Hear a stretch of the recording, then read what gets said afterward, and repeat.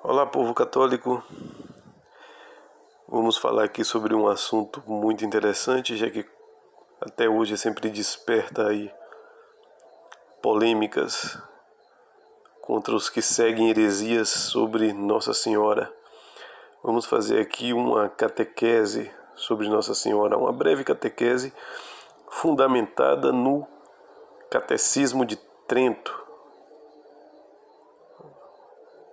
Foi o catecismo fruto do Concílio de Trento, um concílio que foi uma resposta a toda objeção protestante. Então vamos começar. Devemos crer e confessarmos que o mesmo Jesus Cristo, nosso único Senhor e Filho de Deus, assumindo carne humana no seio da Virgem pela nossa salvação, não foi concebido de germe masculino, como os outros homens, como nós, mas por obra do Espírito Santo, como está lá em Mateus capítulo 1, versículo 20. Acima de todas as leis da natureza. Ora, se nosso Senhor não veio do sêmen humano, como diz nas Sagradas Escrituras, é obra do Espírito Santo. De sorte que a mesma pessoa permaneceu Deus, qual era desde a eternidade. Sempre foi Deus, desde sempre, nosso Senhor Jesus Cristo. E se tornou homem, o que antes nunca tinha sido. Como está lá no livro, no Evangelho de João, capítulo 1, versículo 24. Assim também explicou São João Evangelista, abre aspas, no princípio era o Verbo, e o Verbo estava com Deus, e o Verbo era Deus. João capítulo 1, versículo 1, logo na inauguração do Evangelho de São João. O Verbo, que é uma pessoa da natureza divina, assumiu de tal forma a natureza humana que uma e a mesma pessoa é o suporte das naturezas divina e humana.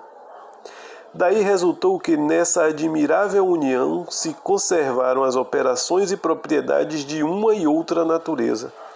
E na frase do célebre pontífice Leão Magno, entre aspas, nem a glória da natureza superior destruiu a inferior, e nem a elevação da natureza inferior diminuiu a dignidade da superior. Fecha aspas. Ou seja, o fato de Deus se fazer homem não manchou a pessoa divina. E o fato do homem não manchou a grandeza divina. E como o homem, como Deus se fez numa figura humana, ele acaba elevando a natureza e a dignidade humana. De fundamental importância nós compreendermos que Deus se fez homem. Quando a gente não compreende isso, a gente vai defender coisas absurdas, né? Como o horroroso direito dos animais, a função metafísica do direito das ciências jurídicas é proteger essa dignidade da natureza humana e não profanar, concedendo direito aos bichos. Deus se fez homem, carne, osso, voz, olhos para ver, intelecto, inteligência, vontade, razão. Não se fez um irracional. É de fundamental importância entendermos essa união do Deus que se fez homem. Se fez homem sem deixar de ser Deus e se tornou homem e continuou Deus, apesar de estar na figura humana. Quando dizemos que o Filho de Deus foi concebido por obra do Espírito Santo, não afirmamos que esta pessoa da Santíssima Trindade consumou sozinha o mistério da encarnação. Ainda que só o Filho assumiu a natureza humana, ou seja, da Trindade, Pai, Filho e Espírito Santo, foi o Filho que assumiu a natureza humana. Nem por isso deixaram de ser autoras destes mistérios todas as pessoas da Santíssima Trindade, o Pai, o Filho e o Espírito Santo. A única coisa que não pode ser em comum a todas as pessoas é o modo de proceder a uma da outra. Com efeito, só o Filho é gerado pelo Pai. O Espírito Santo procede do Pai e do Filho. Apesar disso, a Sagrada Escritura costuma das coisas que são comuns às três pessoas, ou seja, de tudo que é comum ao Pai, ao Filho e ao Espírito Santo, as Sagradas Escrituras ela atribui umas a esta pessoa, outras àquela. Como, por exemplo, ao Pai o supremo poder sobre todas as coisas, ao Filho a sabedoria e o amor ao Espírito Santo. Como o mistério da encarnação de Deus nos revela a singular e imensa benignidade de Deus para conosco, é por esse motivo que, de modo particular, atribuímos essa operação ao Espírito Santo. O caráter da conceição de Cristo, aspecto natural, verifica-se nesse mistério que alguns elementos superam a ordem da natureza e que outros lhe são conformes. Cremos que o corpo de Cristo se formou do sangue da Virgem, sua mãe, e nisso conhecemos uma operação da natureza humana, ou seja, ele tem atributos da mãe na qual o gerou, como homem. É lei natural que todo corpo humano se forme do sangue materno. O aspecto sobrenatural. Esse aspecto sobrenatural é o que ultrapassa a ordem natural das coisas e supera a força de nossa inteligência. É o fato de que, no instante de consentir a bem-aventurada Virgem às palavras do anjo declarando, Nossa Senhora responde ao anjo da seguinte forma: Eis aqui a escrava do Senhor, cumpre-se em mim a vossa palavra. Logo começou a formar-se nela o Santíssimo Corpo de Cristo, ao qual se uniu uma alma dotada de inteligência, de sorte que, no mesmo instante, o Deus perfeito se tornou perfeito homem. Lucas capítulo 1, versículo 38. Acresce ainda outro fato digno de maior admiração. Tanto que a alma se uniu ao corpo, a própria divindade se uniu também ao corpo e à alma. Por conseguinte, logo que o corpo foi formado e simultaneamente animado, a divindade ficou ligada tanto ao corpo como à alma. E Maria, Mãe de Deus?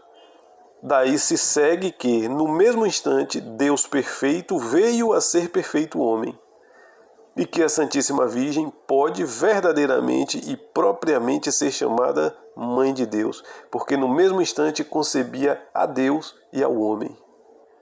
Ora, se Cristo era homem sem deixar de ser Deus, logo ela é Mãe de Deus. Tem pessoas que se escandalizam com isso, né?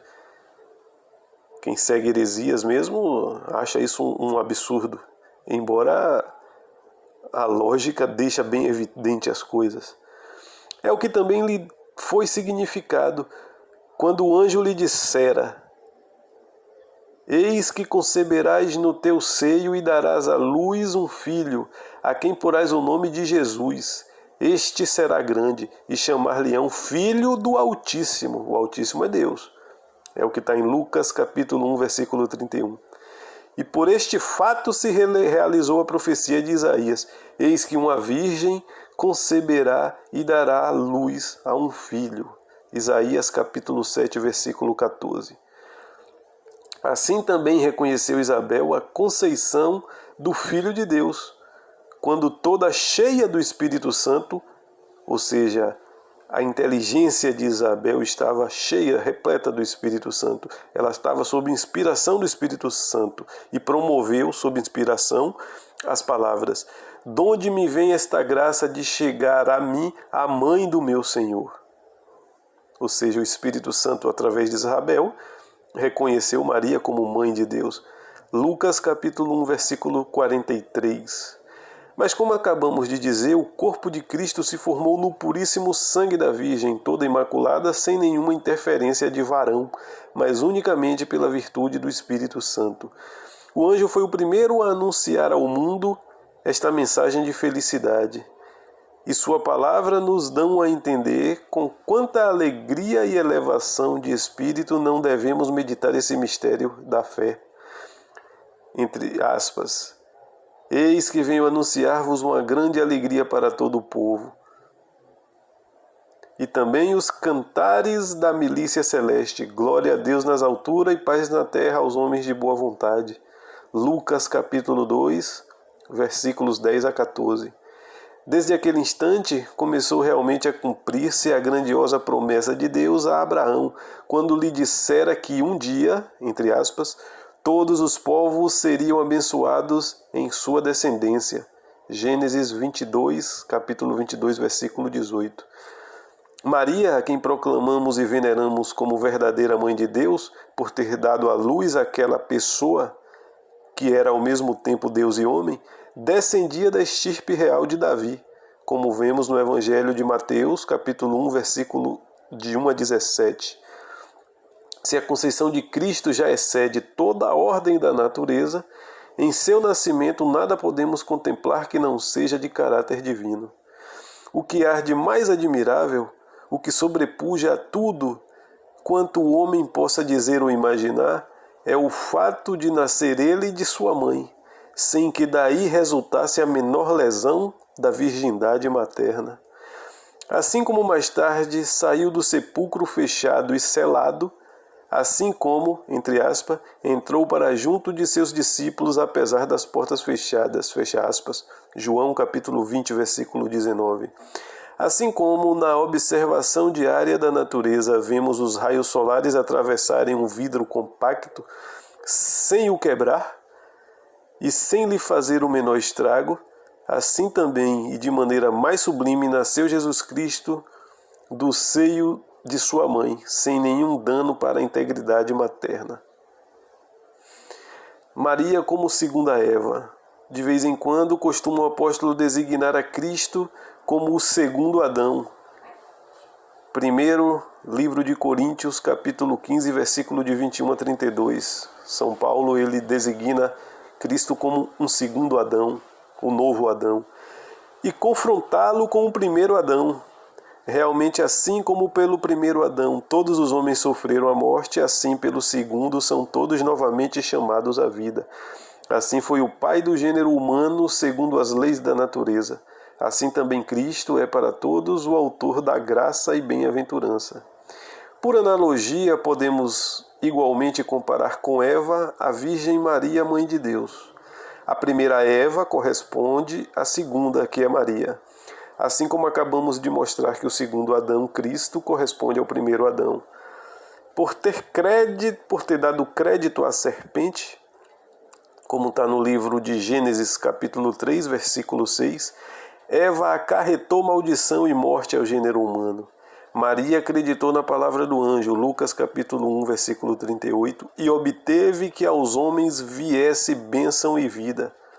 Efésios capítulo 1, versículo 3. Por culpa de Eva nascemos filhos da ira. Efésios capítulo 2, versículo 3. Por Maria recebemos Jesus Cristo, que nos fez renascer como filhos da graça. Gálatas capítulo 4, versículo de 4 a 7. A Eva foi dito, em dores dará a luz. Gênesis capítulo 3, versículo 16.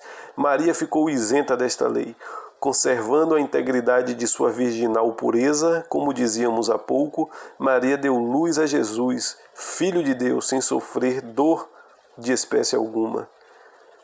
Esta é a razão por que os santos doutores aplicam a este mistério muitos trechos que lemos em vários lugares na Sagrada Escritura, entre os quais se fala principalmente daquela porta do santuário que Ezequiel viu fechada, Ezequiel capítulo 44, versículo 2, daquela pedra que se despencou do monte sem a intervenção de mãos humanas, como diz Daniel, a qual se avolumou em grande montanha e encheu toda a superfície da terra. Daniel capítulo 2, versículo 34 a 35.